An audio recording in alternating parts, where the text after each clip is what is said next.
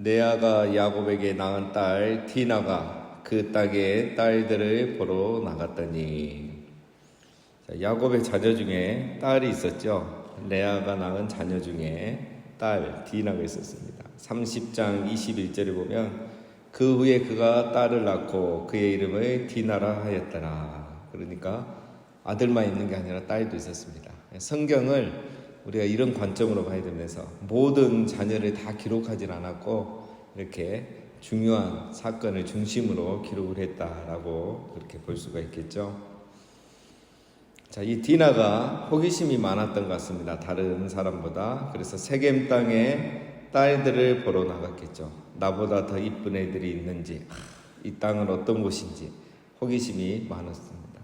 이때 나이가 이제 호기심이 많을 나이죠. 그래서 그리 나갔습니다. 근데 사실 가나안 땅에는 경계심을 가져야 되죠. 경계심을 갖고 이렇게 살아야 되는데 경계심보다는 호기심이 가득했던 디나였습니다.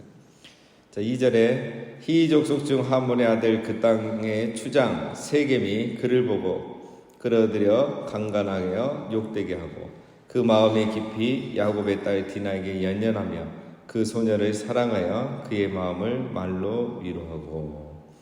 자, 히위 족속입니다. 히위 족속은 가나안 7 족속 중에 한 족속입니다. 함의 아들, 노아의 세 아들 중에 함의 아들이 가나안이 있었죠. 가나안의 후손 중에 하나가 바로 히위 족속이죠. 이 히위 족속은 세겜 땅 그리고 기브온 이 지역을 중심으로 팔레스타인 이렇게 한 중부에 거주하고 있었습니다. 자, 이 세겜 땅의 추장의 이름이 또 세겜입니다. 이 추장 세겜이 디나를 이제 이렇게 강간한 거죠. 이 세겜은 어제 본 것처럼 이제 하몰의 아들이고 히위 족속이다라는 거죠. 그리고 에서의 아내, 에서가 처음에 두 여인과 결혼을 했는데 그 중에 한 명이 바로 히위 족속이에요. 그래서 에서가 이 히위 족속 이방 여인하고 결혼을 하니까 이삭과 리브가의 마음에 근심이 됐다고 했죠. 그러니까 이 세겜은 이방인입니다. 이방인 세겜이 우리 언약의 자녀 야곱의 딸 디나를 욕보인 거죠.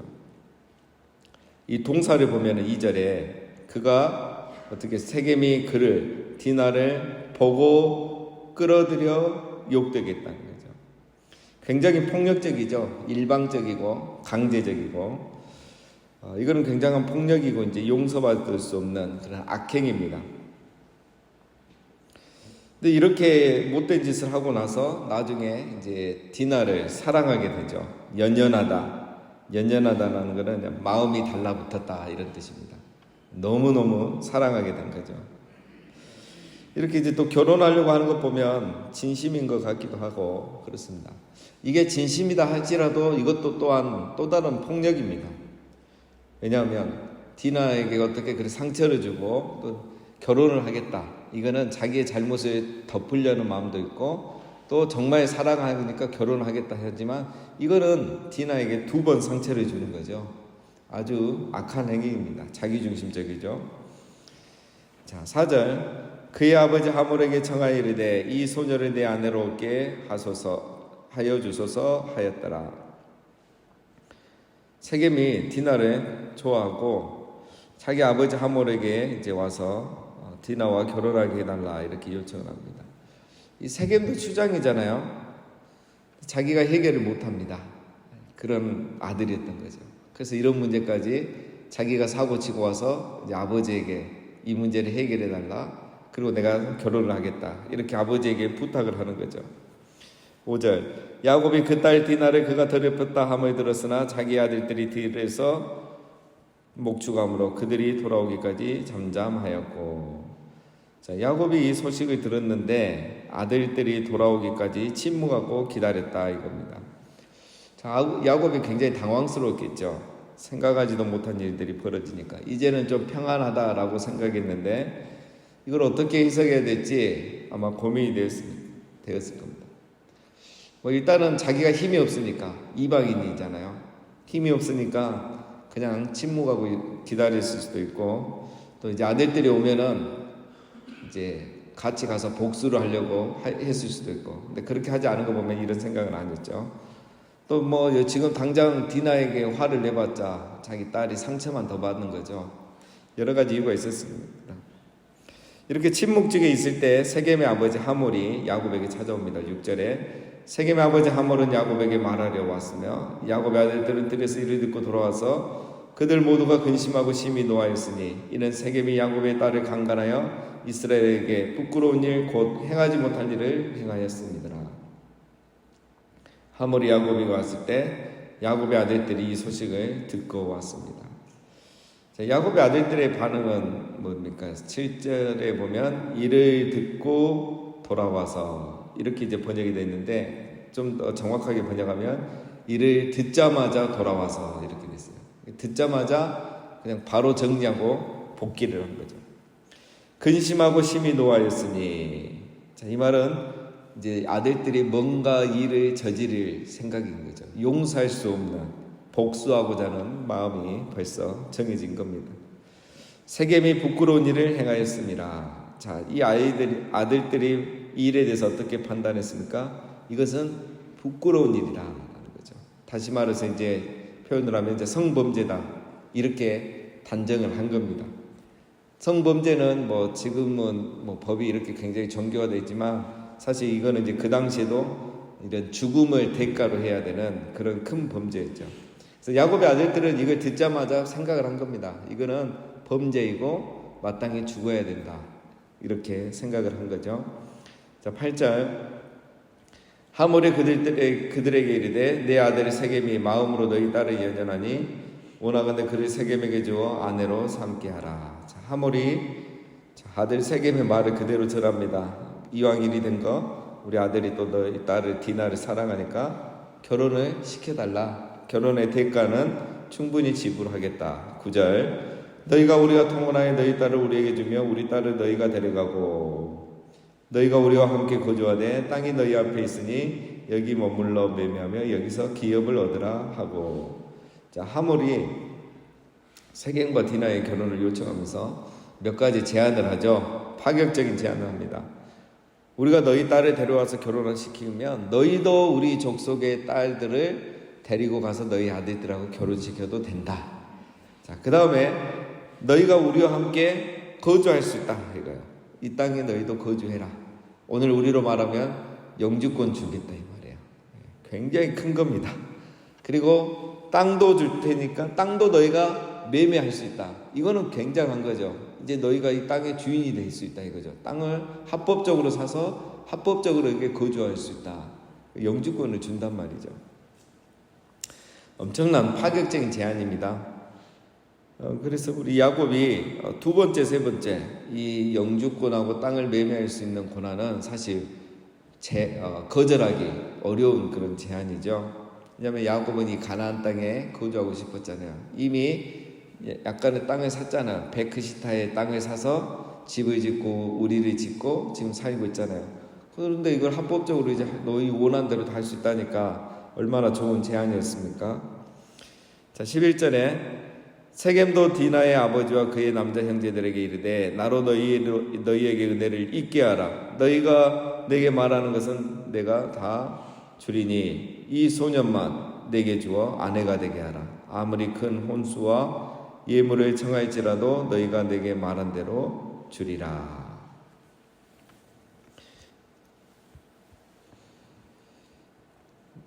세겜도 이제 같이 왔었던 거죠. 이렇게 말한 거 보면 그도 동일한 결혼을 요청을 하고 입니다. 세겜이 보면은 겸손하게 말하죠. 우리로 너희에게 은혜를 있게 하라. 부탁을 합니다. 우리에게 좀 은혜를 베풀어 주라. 내가 정말 결혼하고 싶다 이거죠. 그리고 디나만 안 내려주면 무슨 혼수와 예물을 요구하든지 내가 이것을 다 너희에게 주겠다 이렇게 말하죠. 자, 여러분 어떻습니까? 이런 지금 하몰의 말이나 세겜의 말을 이렇게 가만히 들으면 어떤 기분이 듭니까? 무엇이 이들의 문제인 것 같습니까?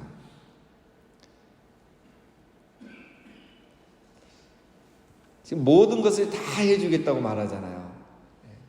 요구하는 거 다 해주겠고 영주권도 주겠고 너희가 이 땅을 사서 마음대로 거주해도 되고 무슨 혼수든지 요구하면 다 주겠다.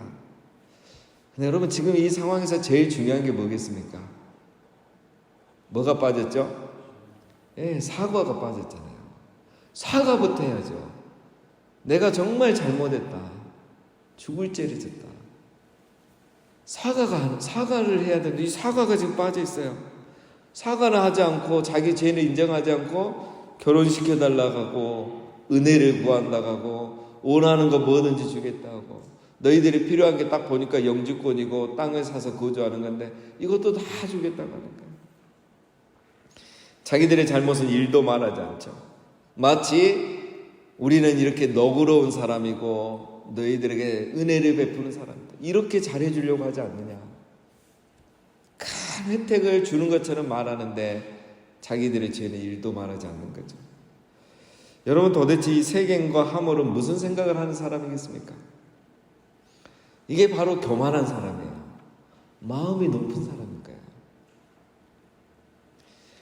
이 말하는 거나 야곱을 대하는 것이나 이 가족을 대하는 거 보면 이들은 무슨 세계관이 이미 마음의 중심에 자리 잡고 있습니까? 우리가 이 땅의 주인이고 우리가 너희보다 강하다. 이게 이미 전제되어 있는 거예요. 우리는 의롭고 우리가 어떻게 하든 너희는 그것을 받아들여야 된다. 우리가 강자고 너희는 약자고 우리가 갑이고 너희는 을이다. 이런 생각들이 이미 싹 바닥에 깔려 있는 거예요. 그래서 이런 제안을 하면서 마치 큰 혜택을 주는 것처럼 하면서 자기들 모든 잘못은 다 덮어버리는 이런 교만이 이들 안에 깔려 있는 거죠. 여러분, 사람이 교만하다는 것은 자기중심적인 걸 말해요.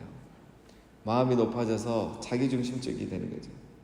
교만하다면 이제 우리가 보통 막 자기 자랑하고 목에 힘이 들어가고 뭐 이런 것만 생각하는데 그거는 교만의 아주 초짜입니다. 초보입니다. 정말 교만한 사람은 그게 아니죠. 이렇게 하는 거야. 정말 낮아지고 엎드린 것처럼 말하지만 마음에는 자기가 높아져가지고 주인인 것처럼 너희는 이방인이고 우리가 강하니까 우리가 혜택 준다는 거 이거 다 받아들이고 없었던 일로 덮어라. 이게 바로 이 하몰과 세겜 안에 있는 세계관인 겁니다. 나는 정상이고 너희는 부족하고 연약하고 힘이 없다. 너희는 이런 거 주면은 받아야지. 이거 필요하잖아.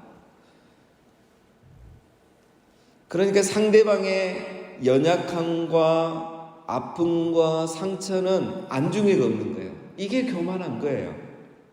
내가 이걸 모르는 거예요. 지금 추장이거든요. 자기는 대대로 이렇게 권력과 부를 누리고 살고 있거든요.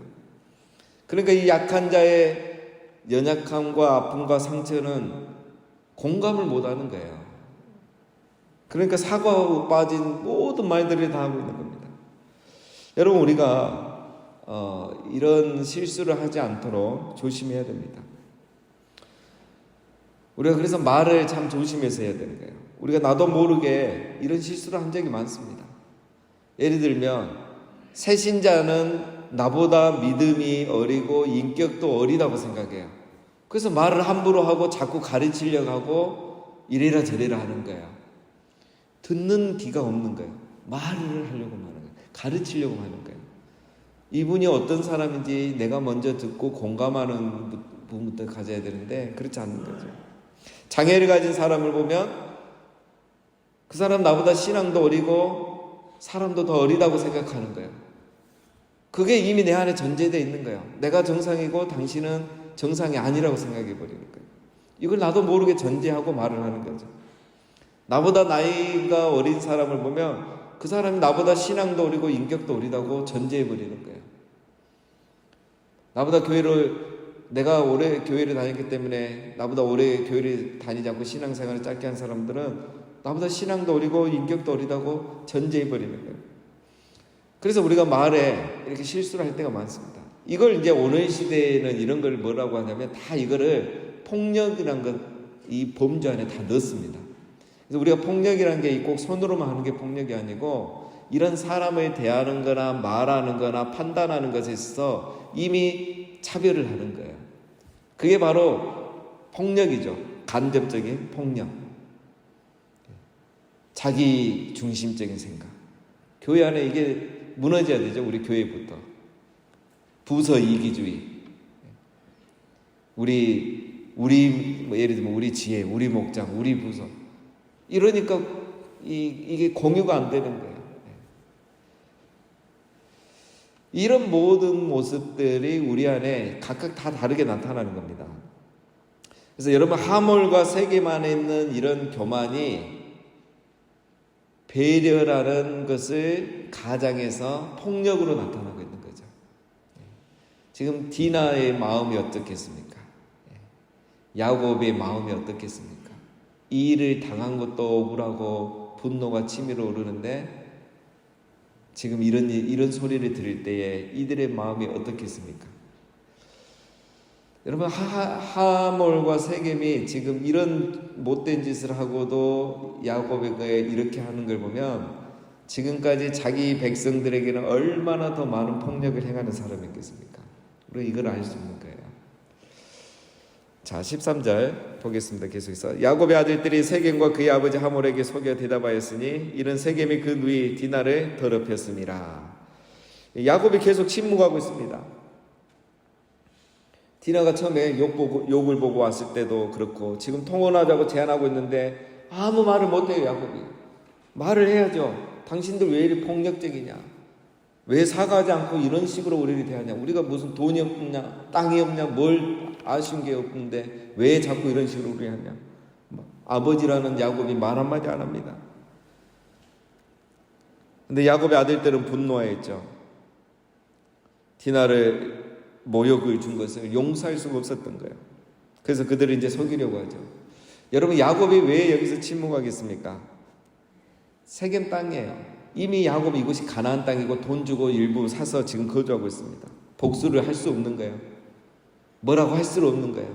옳은 소리를 못하는 거예요. 눈치를 보는 거예요. 왜? 30장에 나중에 30절에 보면은 아들들에게 뭐라 해요? 아들들을 복수하니까 우리가 이제 큰 화를 당하면 어떡할래? 그들이 우리보다 더 많고 강한데 왜 이런 짓을 했냐고 아들들이 책망하죠. 두려웠던 거죠. 우리는 이방이라고 결혼할 수 없다. 왜 이 말을 못하냐는 거죠. 자기가 그렇게 살았고 자기 아버지도 그렇게 살았는데 그 말을 못하는 거예요. 야곱이 지금 어떤 생각하고 있습니까? 거룩함, 구별된 그리스도의 정체성, 성도의 정체성을 생각하지 않고 자기의 생명과 안전을 지금 생각하고 있는 거예요. 이게 지금 순식간에 계산이 되고 있는 거예요. 야곱 안에서. 그러니까 바른 소리를 못하는 겁니다. 자기도 찔리는 게 있거든요. 또 빨리 베델로 가야 되는데 하나님 자기가 베델로 다시 와서 제단을 쌓고 예배한다고 했잖아요. 근데 지금 세겜에 머물러 있잖아요. 자기의 잘못한 게 또 생각나거든요. 내 하나님 약속을 지키지 않았어. 또 이런 일이 벌어지는구나. 그래서 야곱이 이런 생각만 복잡하게 하고 계산하고 해야 될 생각 말을 못하고 이러니까 질질 끌게 되는 거죠. 그래서 이제 결국 아들들이 복수를 하게 되죠. 처음에 야곱의 이 우유부단함이 일이 커지게 됩니다. 14절에 야곱의 아들들이 그들에게 말하되 우리는 그리하지 못하겠노라. 할례 받지 아니한 사람에게 우리 누이를 줄 수 없느니 이는 우리의 수치가 됨이니라.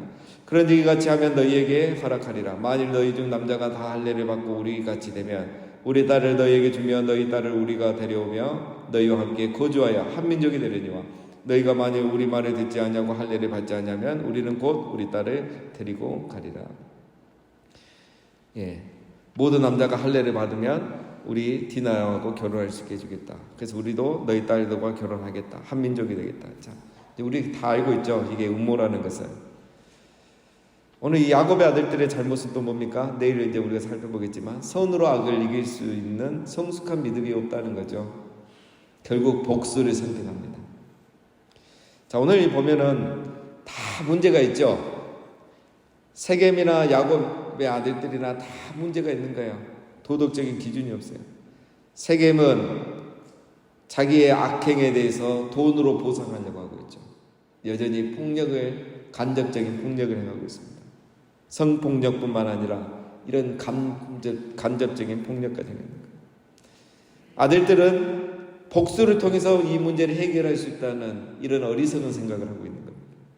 세겜도 잘못했지만 야곱의 아들들도 잘못한 거예요. 자, 여러분, 오늘 우리에게 중요한 교훈을 줍니다. 디나는 호기심과 유혹에 못 이겨 그 땅의 여인들을 보러 나갔다가 지금 이런 일이 원하지 않게 생겨버렸죠. 야곱은 세겜에 안주하고 그가 약속한 베델로 가지 아니하면서 이런 일이 생겼습니다. 야곱은 이 사건을 빨리 하나님의 관점으로 말씀을 기준으로 해결해야 되는데 계산만 하고 득실만 생각하면서 아무 조치를 취하지 않으면서 이 사건이 커집니다. 그리고 아들들은 혈기와 복수로 이 문제를 해결할 수 있다고 생각한 거죠. 악을 악으로 이길 수 있다고 생각한 겁니다. 여기에서 이 가정의 평안이 깨어지기 시작하는 겁니다. 이 세겜이라는 이 악한 사람을 통해서 야곱의 가족이 시험과 악에 빠지게 되었습니다. 물론 결과적으로 하나님이 시험과 악에서 구원하여 주시지만 이런 일이 없었으면 훨씬 더 좋았겠죠. 우리 이제 계속 이 장면을 내일 또 살펴봐야 되는데 오늘은 우리가 이 모습들을 보면서 우리 안에 어느 인물의 모습이 더 많이 있는가 한번 오늘 아침에는 묵상을 해보면 좋겠습니다. 세겜과 하몰처럼 우리가 마음이 높아져서 어느 순간 나도 모르게 내가 주인이고 더 어른이고 더 높은 자이고 더 가진 자이고 강한 자이고 내가 정상이라고 생각하면서 다른 사람에게 내가 나도 모르게 무의식적으로 함부로 하진 않았는가. 야곱처럼 안주하려고만 하고 하나님과의 약속을 지키지 않고 위기 상황에서도 득실만을 생각하면서 내가 늘 우유부단하게 살아오진 않았는가. 아니면 야곱의 아들들처럼 내가 악을 악으로 이길 수 있다고 하면서 손으로 악을 이기지 못하는 그런 성숙하지 못한 믿음은 있지 않는가.